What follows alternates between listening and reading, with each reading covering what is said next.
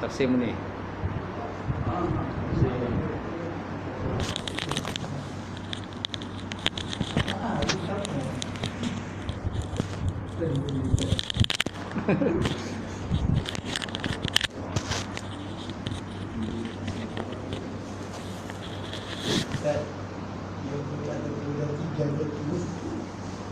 Ya? Cerita. Allahumma salli ala.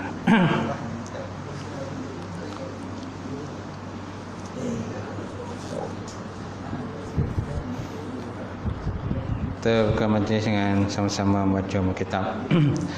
Ila hadratin Nabi Muhammad Mustafa Rasulullah sallallahu alaihi wasallam dan kiram muslim nizam syurahul Fatihah.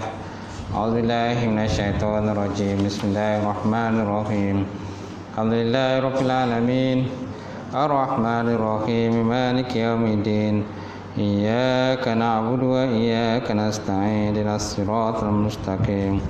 Siratal ladzina an'amta 'alaihim ghairil maghdubi 'alaihim waladdallin. Amin. Assalamualaikum warahmatullahi taala wabarakatuh. Alhamdulillahillazi hadana li hadza wa ma kunna linahtadiya laula an hadallah. Asyhadu an la ilaha illallah wahdahu la syarikalah wa asyhadu anna Muhammadan abduhu wa rasuluh. Allahumma shalli wa sallim ala sayyidina wa maulana Muhammad wa ala alihi wa sahbihi ajma'in. Amma ba'd, fa inna sadaqal hadis kitabullah wa khairal hadi hadi Muhammad sallallahu alaihi wasallam wa syarril umuri muhdatsatuha wa kullu muhdatsatin bid'ah wa kullu bid'atin dhalalah wa kullu dhalalatin finnar. Qala Allah Subhanahu wa ta'ala fi kitabil azim ba'da auzubillahi minasyaitonir rajim. Qul hal yastawil ladzina ya'lamuna wal ladzina la ya'lamun innama yatazakkaru ulul albab. Sadaqallahul azim. Maksudnya, adakah sama orang yang berilmu dengan orang yang tidak berilmu? Hanya saja orang-orang yang menerima peringatan Allah Subhanahu wa taala, iaitulah orang-orang yang diberikan akal yang sempurna oleh Allah Subhanahu wa taala. Insya-Allah. Yang hormati tuan imam kita, tak lupa juga tuan Bilal, kemudian pengurusi surau, jawatankuasa muslimin, muslimat ada tak ada? Muslimin ya. Muslimin yang dirahmati Allah. Alhamdulillah, kita panjatkan puji dan syukur kepada Allah Subhanahu wa taala kerana dengan limpah kurnia serta rahmat kepada Allah, lagi kita dapat bersama pada malam ni. Jadi insya-Allah malam ni kita akan cuba habiskan surah Al-Mulk. Surah Al-Mulk kita cuba habiskan malam ni. Lepas tu nanti kita masuk surah Al-Qalam. Surah Al-Qalam pula insya-Allah. Baik. Saya pun tak ingat sampai ayat mana. Ayat ada yang tanda ayat apa? Tak ada. Baik. Jadi malam ni insya-Allah kita sambung tafsiran surah Al-Mulk ayat yang ke-24. Tak silap saya 24 macam tu. 24, 25, 26 dan 27. Dia ada 30 ayat. Kita lihat pada ayat yang ke-24, Allah Ta'ala menyebut dalam Quran, dia kata Qul huwallazi za'arakum fil ardi wa ilaihi tuhsyarun. Qul huwallazi za'arakum fil ardi wa ilaihi tuhsyarun. Wa yaquluna mata hadzal wa'du in kuntum shadiqin. Qul innama ilmu indallah wa innama ana nazirum mubin.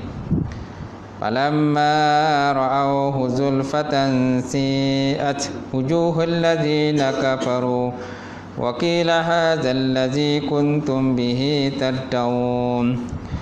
Qul ara'aytum in ahlakani Allah wa man ma'iya aw rahimana wa man yujibul kafirina min azabin alim.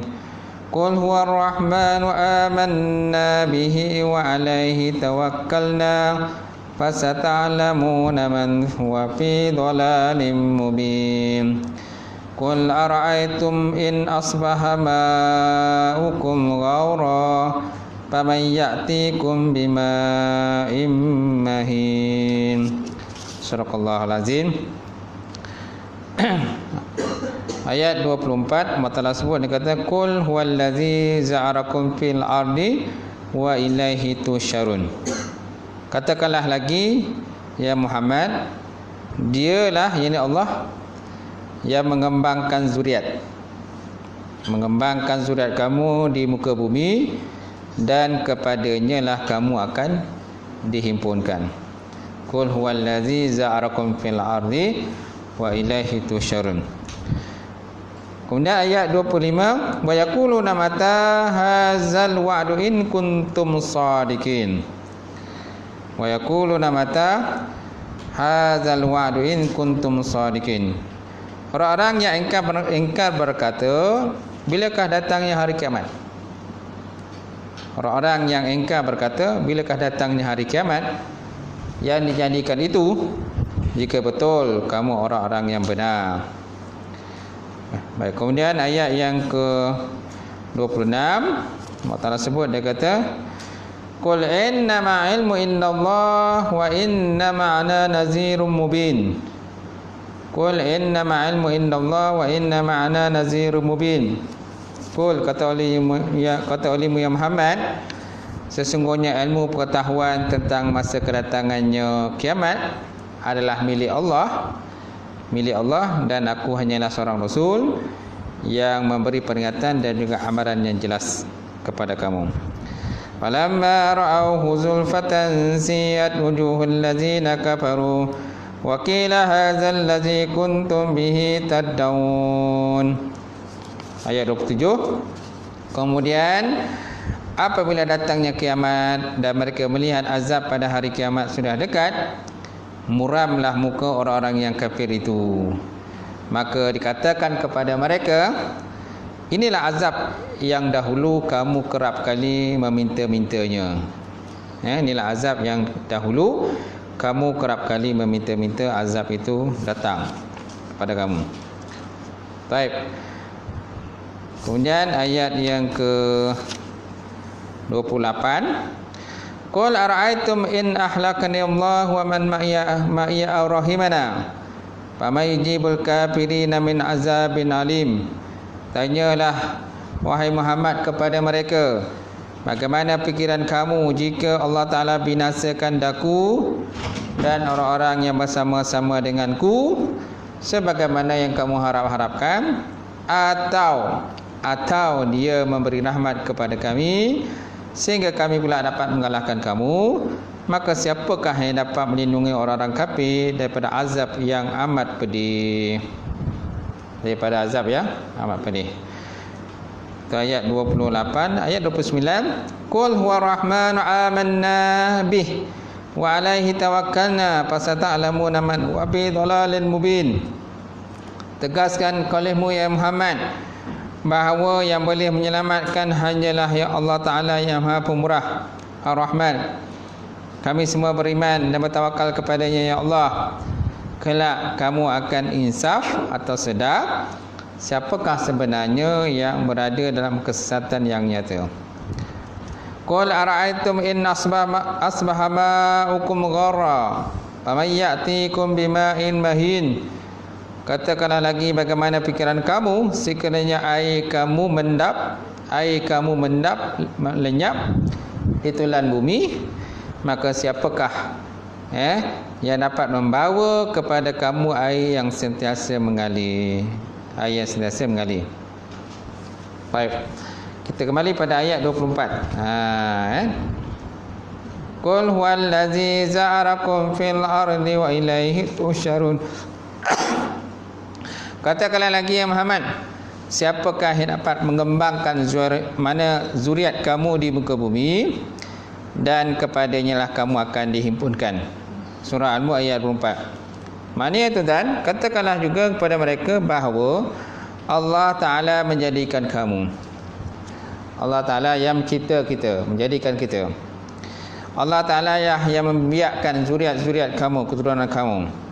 Allah Ta'ala lah menempatkan kamu di pelbagai lokasi atau tempat, daerah dalam muka bumi, dengan perbezaan bahasa, pertuturan, warna kulit, rupa paras dan sebagainya. Selepas berada dalam kelompok yang berasingan dan berpecah kepada berbagai bangsa, kamu akan dihimpunkan semula kepada Allah Subhanahu Wa Taala. Kamu semua akan dihimpunkan semula kepada Allah Ta'ala.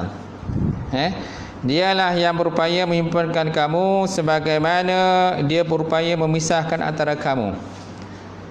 Macam mana Allah Ta'ala boleh memisahkan kita dalam muka bumi, kan, duduk di merata-rata corok dalam dunia ini, begitu juga Allah Ta'ala juga boleh menghimpunkan kamu besok di akhirat. Dia mengembalikan kejadian kamu semula sebagaimana dia memulakan untuk tujuan pembalasan dan juga hisab di hadapan dia. Selepas Allah Ta'ala merintahkan Nabi Muhammad SAW agar mengancam orang kafir dengan azabnya, Allah Ta'ala menyebut karinah orang-orang kafir dan tuntutan mereka agar ditentukan bila hari kebangkitan. Yasteru, mereka ingin mempersenda dan juga matah. Itu ayat 25 lah. Baik, kita lihat ayat 24 tadi lah.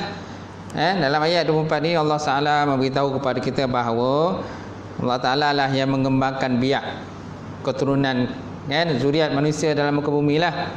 Kerana asal kita ni pun, kejadian kita ialah Nabi Adam, daripada Nabi Adam AS. Dan ketika diciptakan Nabi Adam AS, diambil daripada semua tanah-tanah yang terdapat dalam muka bumi. Tanah Hindi, tanah India, tanah Melayu, tanah Cina, tanah Arab, tanah Afrika, tanah Amerika dan sebagainya. Itu sebab itu kan, jadi manusia ni berbagai-bagai suku, berbagai kumpulan, berbagai puak-puak dan sebagainya kan. Tujuannya untuk orang kata saling mengenal di antara satu sama lain, saling berbaik-baik di antara satu sama lain. Tetapi sayangnya ada kalau manusia ni kan, jadi mereka ni berpuak-puak, berkumpulan-kumpulan, bergaduh-gaduh kan. Kalau pada zaman Nabi pun dah ada wujudnya pergaduhan, perbalahan, suku-suku lah. Suku A dengan suku B bergaduh, berbalah dan sebagainya. Jadi pada zaman Nabi pun ada. Malahan zaman dulu pun para Nabi dan Rasul dulu pun dah ada dah. Dan asal permulaan manusia ini berbalah ialah pada zaman Nabi Allah Adam AS, di mana dua orang anak Nabi Adam telah pun berbalah lah macam tu. Di mana Qabil telah membunuh adiknya Habil. Qabil telah membunuh anak adiknya Habil lah. Disebabkan si Qabil ni tak setujulah dengan pasangan dia, kerana pasangan dia tak cantik. Mendapat pasangan yang tak cantik, mana kembar daripada Habil, sedangkan pasangan untuk Habil cantik lawa. Iaitulah kembar daripada si Qabil, abang dia. Jadi abang dia tak puas hati. Bila tak puas hati, maka syaitan pun masuk menggoda-goda dan sebagainya, mempengaruhi dia. Akhirnya tunjuklah orang kata sifat kan, tak suka, marah, bengis kan, hasad, dengki dan sebagainya. Maka akhirnya dibunuhlah adik dia, itulah si Habil. Itulah kisahnya kejadian manusia sampailah sekarang manusia masih lagi ada yang bergaduh, berbalah-balah di antara satu sama lain. Macam tu. Sama ada merebut kuasa, merebut jawatan, merebut pangkat, merebut kawasan, merebut daerah kan, ataupun di kalangan kita, manusia ni ada yang orang kata nak tunjukkan senjata masing-masing lah. Siapa senjata yang paling hebat, yang paling bagus dan sebagainya. Okey. Jadi yang menjadi sasaran tu ialah negara-negara yang kecil yang berbalah-balah. Jadi kuasa yang besar menjual senjata kepada negara yang kecil. Contohnya mereka menjual negara yang berbalah, dia jual senjatanya. Kemudian Rusia pun menjual senjata dia kepada negara berbalah tersebut, dan masing-masing bergaduh mana yang rugi itu siapa. Dalam negara yang berbalah tu dia yang rugi. Yang untung tu siapa? Yang untung tu kuasa besar lah. Kuasa besar yang untung.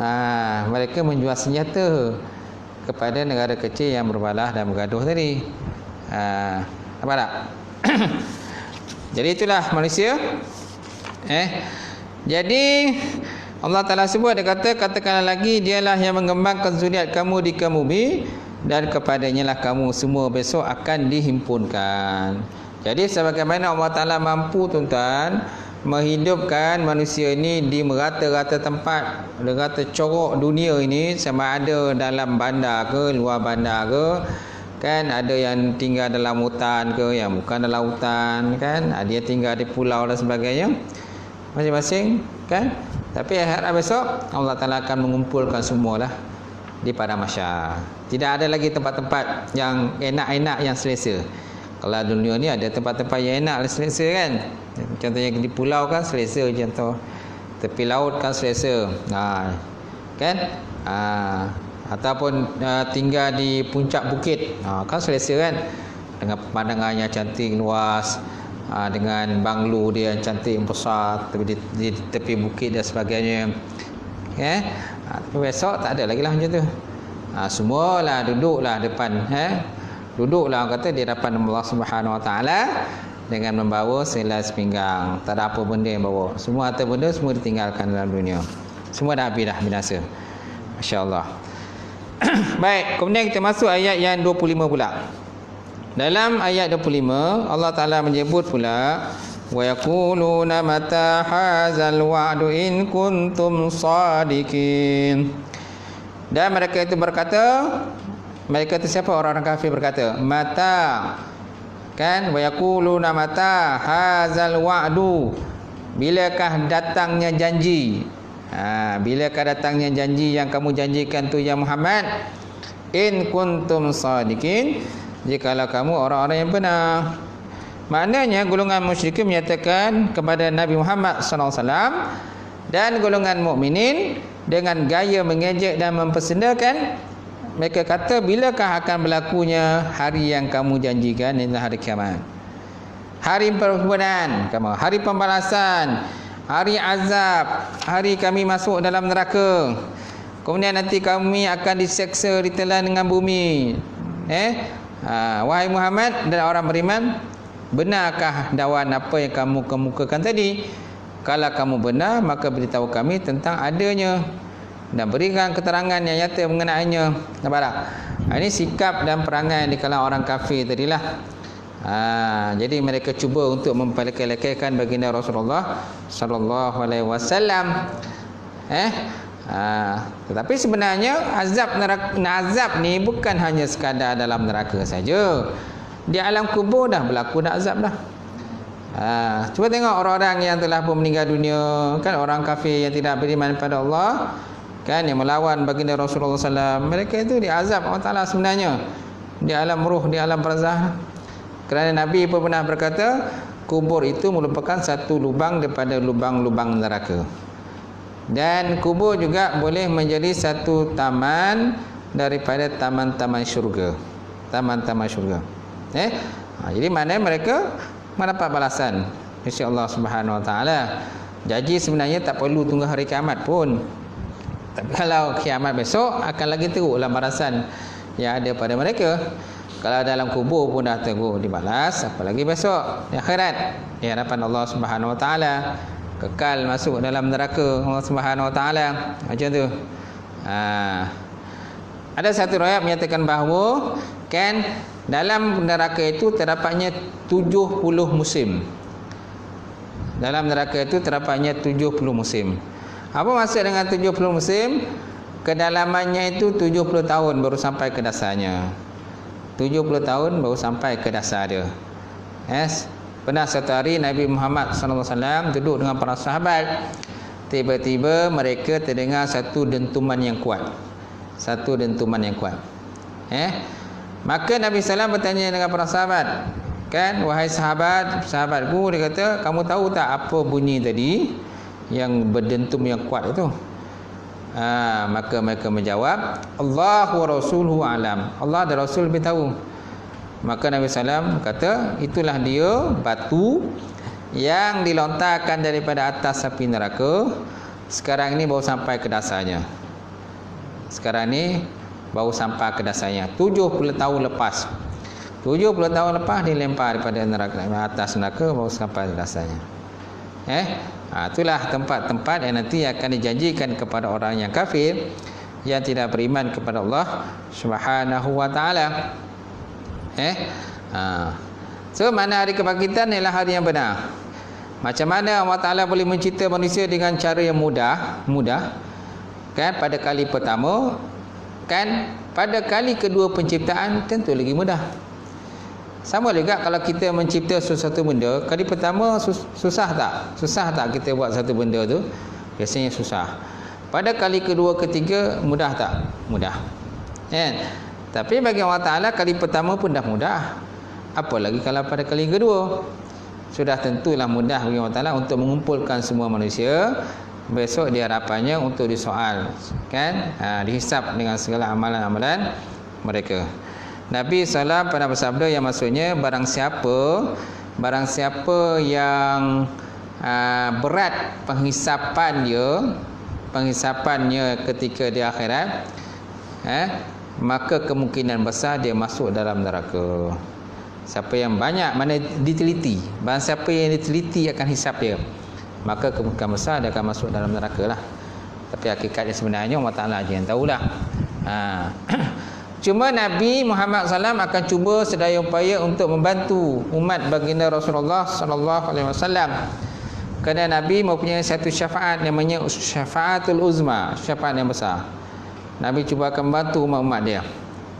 Tapi bagi orang ataupun orang yang tidak kenal Nabi ataupun tak nak ikut apa yang Nabi suruh, apa yang Nabi kerjakan, dia tak nak ikut. So macam mana Nabi nak bantu, nak tolong dia? Sedangkan Nabi pun dia tak kenal, kan? Apa yang sunah-sunah Nabi pun kadang-kadang dia tak nak ikut. Bila orang sebut nama Nabi, dia pun tak nak berselawat kepada baginda Rasulullah SAW. Dia kedekut, tak nak selawat. Semacam mana Nabi nak memberi bantuan kepada dia besok akhirat. Baik tuan-tuan. Seterusnya kita masuk ayat yang ke-26. Ayat 26, Qul innama ilmu indallah wa innama ana nazirum mubin. Qul innama ilmu indallah wa innama ana nazirum mubin. Kata olehmu ya Muhammad, sesungguhnya ilmu pengetahuan tentang masa kedatangnya kiamat adalah milik Allah. Dan aku hanyalah seorang rasul untuk memberi peringatan dan juga amalan yang jelas. Maksudnya, katakanlah wahai Nabi bahawa pengetahuan mengenai perkara itu adalah di sisi Allah Ta'ala. Tiada siapa yang mengetahui waktu yang ditentukan berlaku kiamat dan azab melainkan Allah Ta'ala saja. Kita tak tahu bila berlaku kiamat. Cuma kita diberitahu tentang tanda-tanda kiamat. Sama ada tanda kecil ataupun tanda besar, alamatul sughra ataupun amalatul kubra. Tanda kecil dah melambat dah, tanda kecil banyak dah berlaku. Contohnya gempa bumi, kan, maksiat sana, maksiat sini, fitnah sana, fitnah sini, kan, pergaduhan sana, pergaduhan sini, pembunuhan sana, pembunuhan sini, kan. Itu semua merupakan tanda-tanda kecil kepadanya berlakunya kiamat. Cuma kita masih lagi kita menanti-nanti datangnya Imam Mahdi. Kemudian nanti akan keluarnya Dajjal. Menanti-nanti kedatangan Dajjal. Kemudian kita pula menanti turunnya Nabi Isa alaihissalam. Kan Nabi Isa nanti akan membunuh Dajjal. Nabi Isa akan membunuh Dajjal. Kemudian bila dah habis itu nanti maka keluar pula Ya'juj dan Ma'juj, kan? kemudian keluarnya dabbah, kemudian kata berlakunya asap yang turun di muka bumi, kemudian naik matahari daripada sebelah barat ke sebelah timur. Itu tanda-tanda besar lah, tanda-tanda besar berlakunya kiamat. Dan dunia sekarang ni pun boleh katakan orang kata dah tua dah, Islam kita dah tua kan. Malah Nabi SAW pun dalam peristiwa Isra dan Mi'raj, Nabi diseru oleh seorang perempuan tua. Dalam peristiwa Isra dan Mi'raj, Nabi diseru oleh seorang perempuan tua. Tapi Nabi tak buat tak tahu lah. Maka lepas tu Nabi tanya dengan Jibril, "Ya Jibril, maksud dengan perempuan tua tadi yang menegur saya tadi?" Maka Nabi SAW, Jibril berkata, itulah dia umur dunia. Itulah dia umur dunia. Kan? Mana umur dunia tu diperankan seperti wanita dan tua. 1400 tahun lepas lah ketika peristiwa Isra dan Mi'raj. Jadi dah digambarkan digambarkan pada Nabi bahawa dunia tu dalam keadaan dah tua lah, dah nyanyuk lah silah kita kan. Jadi mana kita hanya menanti-nanti sajalah berlakunya kiamat itu. Gitu. Bila ataupun kapan berlaku kiamat kita tak tahulah. Itu semua berada dalam ilmu Allah Subhanahu Wa Taala. Cuma bagi kita ialah apa persiapan kita tu, ialah apa persiapan kita. Kerana benda tu dia mesti berlaku. Kalau Allah Ta'ala dah berkata benda berlaku, dia mesti berlaku. Iza zulzilatil ardu zilzalaha fa akhrajatil ardu asqalaha wa qala al insanu ma laha. Suratul Zalzalah. Dan apabila bumi digoncangkan dengan goncangan yang kuat, iza zulzilatil ardu zilzalaha fa akhrajatil ardu asqalaha, maka dikeluarkan segala isi-isi yang terdapat dalam bumi. Kan? Segala isi-isi kita semua akan di bumi. Dikeluarkan besok. Bila berlakunya kiamat. Lautan akan orang kata menjadi panas. Beruap, panas, menggelegak. Itu lautan. Kan? Bintang-bintang akan berguguran. Planet-planet akan melanggar di antara satu sama lain. Tuan-tuan tengoklah contoh kalau dalam filem kan. Filem kan macam mana lah. Kan dalam filem bila berlaku gempa bumi yang besar dengan orang kata dengan tsunami yang besar dan sebagainya kan. Itu nak tunjuk pada kita tentang gambaran-gambaran kiamat lah tu, kiamat kecil lah. Kiamat kecil yang manusia sendiri kadang dia reka benda tu, dia cerita filem dan sebagainya kan. Tapi nak tunjukkan kita macam itulah, lebih kurang lah macam tu.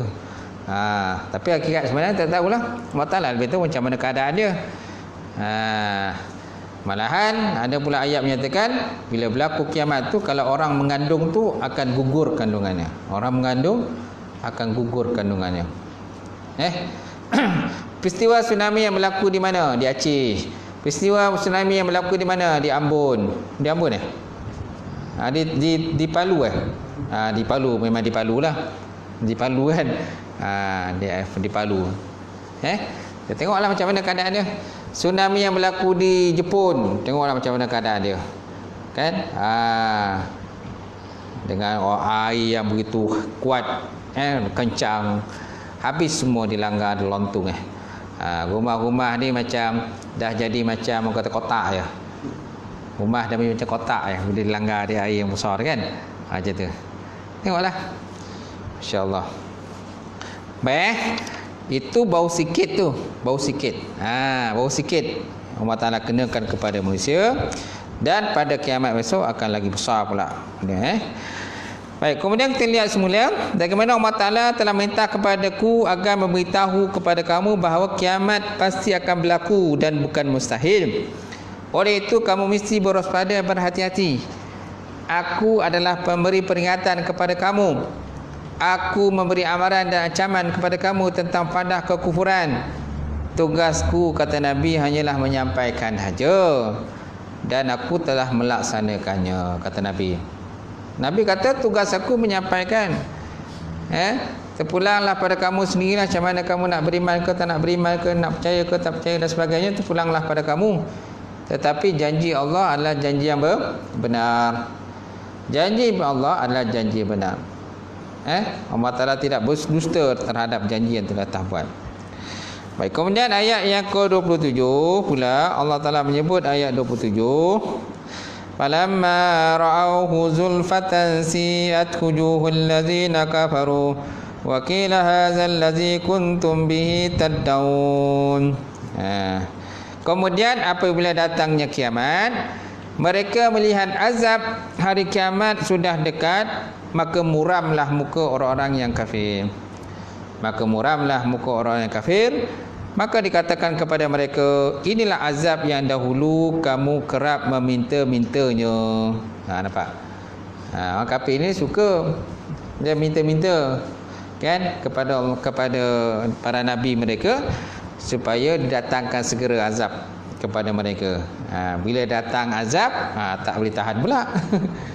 Tak boleh tahan pula kan bila datang azab.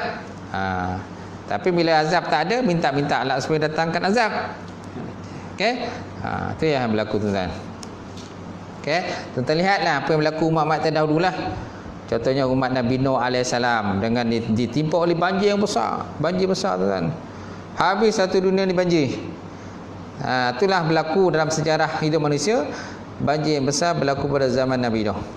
Zaman sekarang ni tak ada lagi banjir besar macam itulah. Kalau banjir pun hanya setakat negeri-negeri tertentu banjir tu tak. Ni satu dunia tu banjir. Kemudian kaum Nabi Lut. Kaum Nabi Lut alaihissalam itu, yang mana lelaki suka dengan lelaki, lelaki melakukan hubungan seks dengan lelaki. Perempuan ada tapi tak minat dengan perempuan, dia minat lelaki.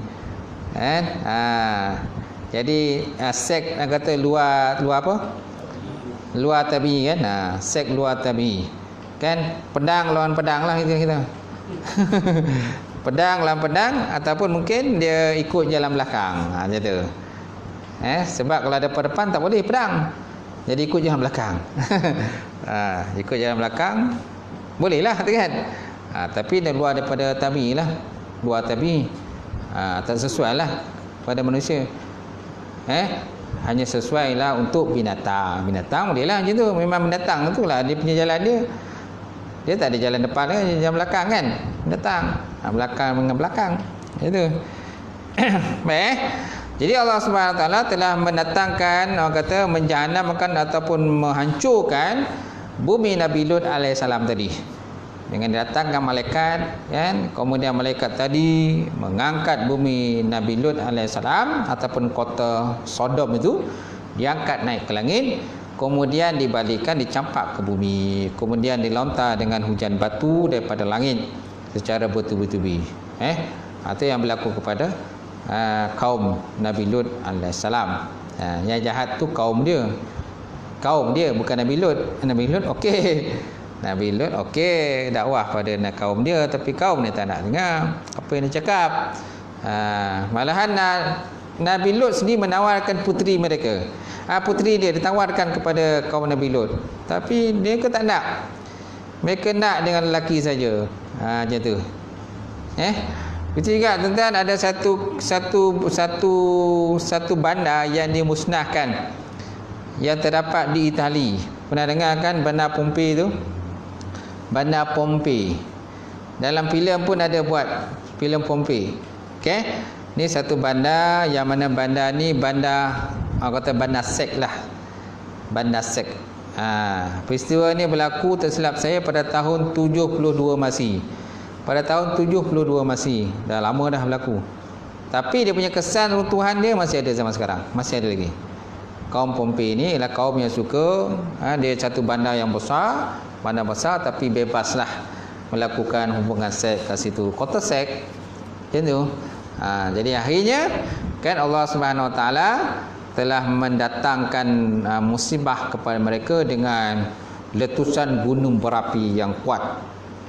Yang tak jauh daripada kota tadi, dengan kuat sekali letusan dia, habis tenggelam dia punya bumi itu, bumi Pompei itu habis tenggelam. Habis semua mati. Ada yang nyatakan bahawa 20,000 mati. 20,000 dalam kota itu habis semua mati. Dan kota itu akhirnya ditemu kemudian. Beratus tahun, kalau silap, beratus tahun kemudian baru jumpa balik kota itu. Disebabkan ada orang-orang mencari sesuatu lah tempat tadi, akhirnya mereka terjumpa kota tadi, dan didapati banyaklah mayat-mayat yang telah keras, keras menjadi batu. Banyak keras yang telah mayat keras menjadi batu. Dan tuan-tuan boleh tengok dalam YouTube, boleh tengok dalam mana-mana kan, dalam internet dan sebagainya kan, kota Pompei itu yang mana banyak mayat-mayat yang telah menjadi batu, tuan-tuan kan. Dan masing-masing pada wajah mereka itu terbayang seperti ketakutan, suasana yang sangat takutlah, menakutkan sekali. Dan satu lagi, yang peliknya, tidak ada seorang pun yang terselamat daripada kota itu. Tidak ada seorang yang terselamat, semua habis. Kalau ada yang terselamat, kemungkinan besar akan dapat berita yang cepatlah. Jadi orang lain dapat tahulah berita yang cepat tentang apa yang berlaku ke situ. Tetapi tidak ada seorang pun yang selamat. Jadi kota itu tidak ada tahu siapa pun yang tahu bahawa kota itu telah pun tertembus hasil daripada letusan gunung berapi. Masya-Allah. Jadi janganlah negara kita, tuan-tuan, ataupun topik kita jangan jadi macam itulah. Kerana Allah Ta'ala boleh mendatangkan bila-bila saja. Kalau Allah Ta'ala nak, boleh datangkan. Kerana azab Allah Ta'ala ni boleh datang dengan pelbagai cara. Dia tak semesti dengan gunungan, letusan gunung berapi ataupun gempa bumi dan sebagainya. Malahan wabak-wabak penyakit pun Allah Ta'ala boleh datangkan. Musibah pada manusia. Tak? Pada zaman Nabi Musa AS kan, Allah Ta'ala mendatangkan katak-katak kepada kaum Kipti. Kerana kaum Kipti ini menentang dengan Nabi Musa AS. Jadi mereka dikirim dengan katak-katak, dengan kutu-kutu, dengan belalang-belalang kan, kemudian darah, air yang mereka minum menjadi darah dan sebagainya. Macam mana itu azab sekali lah keadaan yang berlaku pada masa sekarang. Habis kalau kata-kata tu datang habis. Bila disebut oleh kata-kata dalam rumah, kata dalam periuk, kata kan, tempat tidur pun kata, kueng sana, kueng sini, kueng sana. Tak? Semua kata aja. Penuhlah rumah kata. Kalau belalang datang pula, penuh dalam rumah, tanaman-tanaman habis semua disapu, dimakan oleh belalang. Kumal, kutu-kutu, bila kutu datang habis semua. Kamar mana pun kutu, habis kutu. Darah, bila darah datang pula, diserangkan darah, mana air yang diminum oleh kaum Kipti menjadi darah. Sedangkan air yang diminum oleh kaum Bani Israel tidak menjadi darah. Kalau air itu pada asalnya tidak menjadi darah, bila diminum oleh kaum Bani Israel, air itu tak jadi darah. Kemudian bila kaum Kipti ni kaum yang peru pada Firaun, penyokong Firaun lah. Bila air tadi serahkan kepada kaum Kipti, mereka dah minumnya terus menjadi darah, terus jadi darah. Tak? Ini satu. Yalah, macam mana kita perlukan, tubuh badan perlukan pada air. Kita kalau paling tidak pun berapa hari kita boleh tahan kalau tak ada air. Mungkin dalam 3-4 hari kita boleh tahan lah kalau tak ada air kan. Ini habis semua air, air semua jadi darah. Macam mana? Susah tak hidup? Susah kan? Itulah balasan Allah Subhanahu Wa Ta'ala. Jadi Allah Ta'ala boleh mendatangkan dengan pelbagai cara lah.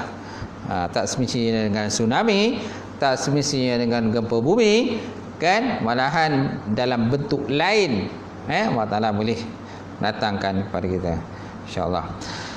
Baik, kemudian kita lihat pada huraian sikit tentang ayat 27 tadi. Maknanya di saat mereka mendapati azab yang dijanjikan telah hampir di dunia dan mereka menyaksikan hari kiamat berlaku, mereka melihat apa yang dijanjikan itu benar-benar berlaku. Kenapa saja yang akan berlaku adalah dekat meskipun dalam jangka masa yang lama. Di saat ini wajah mereka menjadi muram dan diselubungi oleh kepiluan. Rasa hina dan tercela mencengkam diri mereka. Malaikat penjaga neraka menyatakan mereka dengan gaya menemplak dan mencemuh mereka. Apa kata malaikat? Inilah yang kamu selalu minta supaya disegerakan ketika kamu hidup dalam dunia, di mana kamu telah menyatakan kepada Muhammad sebagaimana yang firman Allah Subhanahu Wa Taala, qalu ajitana lita'fikana an ahlihatina fa'tina bima ta'iduna in kuntum minas shadiqin. Maka tampilkanlah azab seksa yang kau janjikan kepada kami itu jika kamu benar-benar orang yang benar. Ini ucapan yang diberikan oleh orang kafir. Jadi Allah Ta'ala merakam semula ucapan mereka dan masukkan dalam Quran. Mereka berkata, ajik tanah lita'fikana an ilahi alihatina. Tampilkan azab seksa yang kau janjikan kepada kami jika engkau orang-orang yang benar, wahai Muhammad. Jadi mereka gertak, kan, cemooh Nabi dan sebagainya, seolah macam Nabi ni cakap bohong. Kata Muhammad ni semua cakap bohong, tak ada apa yang cakap. Kalau betul lah, suruh dia datangkan, kan. Macam tu. Walaupun kiamat tu tak berlaku lagi pada zaman Nabi, sekurang-kurangnya mereka akhirnya mati jugalah. Mereka mati akan masuk dalam kubur. Bila orang kubur akan ditanya juga dalam malaikat Munkar Nakir dalam kubur. Kerana kubur juga merupakan lubang neraka. Kubur lubang neraka dan juga merupakan salah satu daripada taman-taman syurga Allah Subhanahu wa taala. Baik, itu ayat 27. Kemudian kita masuk ayat 28. Qul ara'aytum in ahlakani Allah wa man ma'iya rahimana wa may yujibul kafirina min azabin alim. Tanyakan olehmu ya Muhammad kepada mereka, bagaimana fikiran kamu jika Allah Ta'ala binasakan daku dan orang-orang yang bersama-sama denganku sebagaimana yang kamu harap-harapkan, atau dia memberi rahmat kepada kami sebagaimana sehingga kami dapat mengalahkan kamu. Maka siapakah yang dapat melindungi orang-orang kafir daripada azab neraka yang amat pedih? Ayat 28. Jadi maknanya tuan-tuan, ayat 28 ini maknanya, wahai Muhammad, katakanlah kepada golongan yang menyekutukan Allah dan engkar terhadap nikmatnya, beritahulah kepadaku apakah faedah, manfaat ataupun kesenangan yang kamu perolehi sekiranya Allah Ta'ala membinasakan aku dan para pengikutku dengan kematian, atau memberi rahmat kepada kami dengan menangguhkan ajal. Seandainya perkara ini berlaku terhadap kami, maka tiada seorang pun orang kafir yang akan terlepas daripada azab Allah Subhanahu wa taala. Keadaan ini tetap sama jika Allah Ta'ala membinasakan Rasulnya dan golongan beriman yang bersama dengan baginda Nabi Muhammad SAW, sebagaimana yang diharap-harapkan ditunggu-tunggu oleh orang kafir, atau Allah Ta'ala beri tempoh dan menangguhkan mereka. Macam tu. Jadi yang dimaksud dengan ayat di atas ialah penegasan dan gesaan terhadap golongan kafir agar mencari jalan selamat melalui taubat dan kembali kepada Allah Subhanahu Wa Taala, lalu beriman kepada Allah dan juga beriman kepada baginda Rasulullah sallallahu alaihi wasallam. Jadi ayat di atas juga tuan-tuan memaklumkan bahawa tiada sebarang manfaat untuk mereka jika azab dan balasan yang diharap-harapkan itu benar-benar menimpa Nabi Muhammad SAW dan juga golongan beriman.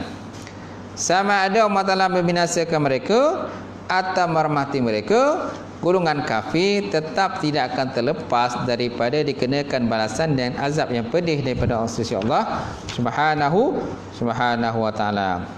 Nampak tak? Jadi maknanya kalau orang kafir itu memang mereka mengharap-harapkan, mereka mengharap-harap kebinasaan kepada orang yang beriman kepada Allah. Mereka mengharap-harapkan kebinasaan kepada baginda Nabi Muhammad sallallahu alaihi wasallam. Malahan dalam peperangan pun mereka mengharapkan supaya Nabi terbunuh dalam peperangan. Kan? Mereka mengharapkan Nabi terbunuh dalam peperangan. Kan banyak peperangan dilalui oleh tentera Islam dengan lawan orang kafir. Tetapi Allah Ta'ala tetap melihara baginda Rasulullah SAW. Akan tetapi ada juga para sahabat yang mati syahid dalam peperangan. Mati syahid dalam peperangan. Walaupun mati syahid, walaupun mati, mana Allah Ta'ala janjikan syurga je lah kepada umat baginda Rasulullah SAW yang mati syahid tadi. Kan? Kalau Allah Ta'ala tak membinasakan pun tak ada masalah bagi Allah. Kalau Allah Ta'ala tak membinasakan para sahabat, orang beriman tak binasa, itu lagi baiklah. Macam tu. So mana tak ada masalah bagi Allah Ta'ala. Tapi kalau Allah Ta'ala nak menurunkan azab pada orang kafir, itu kuasa Allah juga lah. Kalau orang kafir dah diazab oleh Allah Taala, memang tak ada harapan lagi lah, sudah tentu masuk neraka lah. Ayat tu. Baik, kemudian ayat 28. Ayat 28 pula Allah Taala sebut, dia kata qul huwar rahmanu amanna bihi wa alaihi tawakkalna fasata'lamuna man huwa fi dhalalim mubin. Tegaskan wahai Muhammad bahawa yang boleh menyelamatkan hanyalah Allah Ta'ala yang Maha Pemurah. Kami semua beriman bertawakal kepadanya ya Allah. Kepadanya kelak kamu akan insaf sedar siapakah yang sebenarnya berada dalam kesesatan yang nyata. Ayat 29 Ayat 29 tadi ayat 28. Baik, ayat 29. Okey. Tegaskan wahai Muhammad bahawa yang boleh menyelamatkan hanyalah Allah Ta'ala yang Maha Pemurah. Kami semua beriman bertawakal kepadanya ya Allah. Kelak akan kamu sedar siapakah sebenarnya yang berada dalam kesesatan yang nyata. Maknanya ayat ni, katakanlah kepada mereka, dialah Allah Ta'ala yang Maha Pemurah. So kami beriman kepada Allah. Kami tidak syirik kepada Allah. Sebaliknya kami bertawakal kepada Allah Ta'ala dalam segala urusan kami dan bukan dalam urusan lain. Tawakal ataupun tawakul mana berserah diri kepada Allah Subhanahu Wa Ta'ala setelah kita berusaha. Kerana syarat tawakal ni kena berusaha dahulu. Fa iza azamta fatawakkal 'ala Allah. Apabila kamu telah berazam, bertekad, maka nak bertawakallah kamu kepada Allah Subhanahu Wa Ta'ala. Maksud bertekad ni berusaha dahulu, berusaha. Ada suatu hari Nabi SAW pernah menegur seorang lelaki kan, yang masuk berjumpa dengan Nabi SAW tanpa dia menambatkan kuda dia. Dia tak tambat kuda dia. Maka Nabi tanya dengan dia, kan, adakah kamu menambat kuda engkau? Tidak ya Rasulullah, kerana aku bertawakal kepada Allah. Maka Nabi kata, itu tak betul. Sepatutnya kamu tambat kuda kamu dahulu, lepas tu baru bertawakallah kepada Allah Subhanahu Wa Ta'ala. Semana konteks tawakal mesti usaha dulu lah. Usahalah. Dan usaha barulah bertawakal ataupun berdoa kepada Allah Subhanahu Wa Ta'ala. Dan Allah Ta'ala juga sebut dalam Quran, fa'budhu wa tawakkal alaihi. Oleh itu sembahlah akan dia serta bertawakallah kamu kepadanya. Baik. Kemudian dalam ayat itu tadi juga, oleh itu kamu akan mengetahui siapakah kelak nanti berada dalam kesesatan yang nyata. Maknanya kamu akan mengetahui siapa di kalangan kami dan di kalangan kamu yang salah ataupun yang tak salah. Juga bagi siapa pula kesudahan yang baik, sama ada di dunia ataupun di akhirat. Jadi ayat di atas tentang merupakan sindiran terhadap golongan kafir kerana mereka terlalu mengharap kepada pemimpin dan juga harta mereka supaya dapat menyelamatkan diri mereka. Jika demikianlah keadaan mereka, tuan-tuan, maka bagaimana mungkin Allah akan menerima doa mereka terhadap golongan-golongan mukmin orang ataupun orang beriman kepada Allah Subhanahu Wa Ta'ala. Jadi dalam dunia ni mereka menganggap mereka golongan yang betul. Tapi akhirat mereka tak boleh. Tak boleh nak kata mereka betul ataupun tak betul. Tak boleh. Kerana yang pasti mereka tak betul. Kerana syurga tu hanya dimasuki oleh orang yang beriman kepada Allah Ta'ala saja. Innal ladzina amanu wa amilus solihati lahum jannatun tajri min tahtihal anhar. Sesungguhnya orang yang beriman dan mengerjakan amalan soleh, bagi mereka itu syurga yang mengalir di bawahnya sungai-sungai. Sedangkan neraka, innal ladzina kafaru wa kazzabu bi ayatina ulaika ashabun nar hum fiha khalidun. Sesungguhnya orang-orang yang kafir dan mendustakan ayat-ayat kami, bagi mereka itu neraka. Neraka lah. Khalidina fiha abada, kekal mereka itu selama-lamanya dalam neraka. So Allah Ta'ala dah sebut dalam Al-Quran, beriman syurga, tak beriman neraka. Baik, kemudian ayat yang terakhir, qul ara'aytum in asbaha ma'ukum gharra faman ya'tikum bima'im mahin. Katakanlah lagi ya Muhammad, bagaimana pikiran kamu sekiranya air kamu menjadi mendap, lenyap di telan bumi, maka siapakah selain Allah yang dapat membawa kepada kamu air yang sentiasa mengalir? Jadi maknanya tuan-tuan, pada ayat yang ke-30, ayat terakhir ini, maknanya Nabi Muhammad SAW berkata, katakanlah kepada mereka, beritahulah kepadaku siapa yang dapat mengalirkan air yang banyak dan bertarik arus untuk kamu, seandainya Allah Ta'ala mengeringkan air yang terdapat di mata air, telaga dan sungai, atau dia menyerap masuk di bawah tanah dan tak dapat dicapai ataupun dicedok dengan timba ataupun lainnya. So, siapa yang mampu mengeluarkan air itu? Siapa yang mampu mengeluarkan air itu?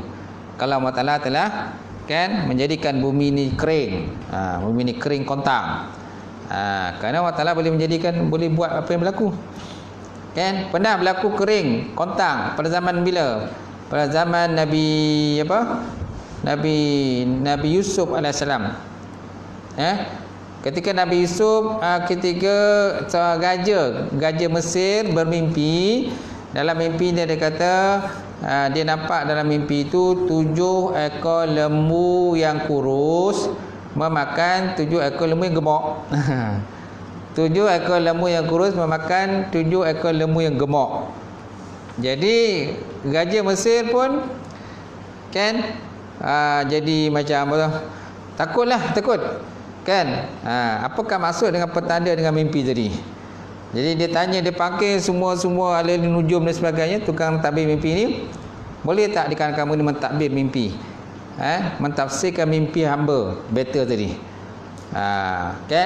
Mereka semua tak mampu nak mentadbir mimpi. Ada yang kata ini mainan tidur je Tengku, dia kata. Mainan tidur je, jadi tak ada apa benda, dia kata. Tapi gajah tak puas hati. Dia minta juga cari sesiapa yang boleh mentadbir mimpi raja. Maka akhirnya ditunjukkan kepada Nabi Yusuf alaihissalam yang berada dalam penjara masa itu. Maka dikeluarkan Nabi Yusuf alaihissalam dan diminta untuk mentadbirkan mimpi raja. Maka Nabi Yusuf kata, maksud dengan 7 ekor lembu yang kurus memakan 7 ekor yang gemuk, maksudnya akan berlaku musim yang subur selama 7 tahun. Kemudian lepas tu akan berlaku musim kemarau yang panjang selama 7 tahun. Musim kemarau selama 7 tahun. Berlaku 7 tahun ke musim yang subur, tanaman semua menjadi, dan lepas tu akan berlaku kemarau selama 7 tahun. Masya-Allah. Jadi raja pun peninglah, macam mana nak buat ni kan? Gitu. Betulkah? Wahai Yusuf, apa yang cakap ni betul? Kerana aku telah diajar Allah Ta'ala oleh Tuhanku tentang mentadbir mimpi. Kerana ada orang tertentu tuan, dia faham mimpi, dia boleh takbir mimpi lah. Macam saya tak pandai nak takbir mimpi. Kalau tuan ni pandai takbir mimpi kan, macam tu. Dan peristiwa itu benar-benar berlaku lah. 7 tahun dalam keadaan subur, dengan semua tanaman semua menjadi, dan 7 tahun pula dalam keadaan kemarau, semua habis, tanaman-tanaman semua mati. Itu sebabnya Nabi Yusuf kata, naklah ketika kamu dalam keadaan subur tadi, naklah kamu menyimpan gandum-gandum, tanaman-tanaman tu naklah disimpan, janganlah orang kata diceraikan daripada tu. Tangkainya jangan diceraikan, tapi disimpanlah dalam gubuk ke, dalam peti ke, apa sebagainya. Kenapa? Kerana kamu akan melalui 7 tahun yang perit, kata Nabi Yusuf alaihissalam. Jadi maknanya benda tu semua boleh berlaku lah. Boleh berlaku, kan? Malahan di dalam dunia ni pun, kalau di Afrika pun kita tahu kan, di Afrika mana tempat yang kering kontang. Malahan yang kata ada juga padang pasir di gurun Sahara dan sebagainya, tidak ada air kan. Tak ada air, Allah Ta'ala boleh buat apa yang berlaku. Baik. Jadi walhal air menjadi sumber pelbagai manfaat pada kamu. Tiada siapa yang boleh menimbulkan atau mengadakannya semula melainkan Allah Ta'ala. iaitu Allah Ta'ala menurunkan hujan, menurunkan salji, mengalirkan semua sungai-sungai, mengeluarkan air daripada mata air, kan? Kemudian keluar air daripada celah-celah batu dan sebagainya. Itu semua adalah kuasa Allah Ta'ala. Kalau Allah Ta'ala nak tahan air itu semua keluar, Allah Ta'ala boleh tahan. Allah Ta'ala nak menahan hujan daripada turun, boleh Allah Ta'ala menahan hujan daripada turun. Allah Ta'ala nak masukkan air ke dalam tanah sampai manusia pun tak boleh nak cari air tadi, pun Allah Ta'ala boleh buat. Jadi di antara kurniaan dan kemudahan Allah Ta'ala ialah dia menerbitkan dan mengalirkan air untuk manusia, sama ada sedikit atau banyak, di seluruh pelosok bumi demi memenuhi keperluan manusia. Baik. Dan akhirnya Allah Ta'ala menyebut dalam Quran, dia kata, afara'aitumul ma'allazi tashrabun a'antum anzaltumuhu minal muzni am nahnul munzilun. Am nahnul munzilun. Maksudnya, selain daripada itu, tidakkah kamu melihat air yang kamu minum, kamukah yang menurunkannya daripada awan sebagai hujan, ataupun kami yang menurunkannya, kata Allah. Siapa yang menurunkan sebenarnya? Sudah tentu Allah yang menurunkannya. Kalau Allah Ta'ala menyekat, tiada siapa pun yang boleh mengembalikan semula sekatan tadi. Wallahu a'lam bissawab wa ilaihi. Sudahlah pembahasan kita, kupasan kita. Habislah ayat surah Al-Mulk. InsyaAllah akan datang kita masuk dalam ayat surah Al-Qalam. Wallahu a'lam bissawab. Ada pertanyaan tak? Kalau ada, tolong saya tutup.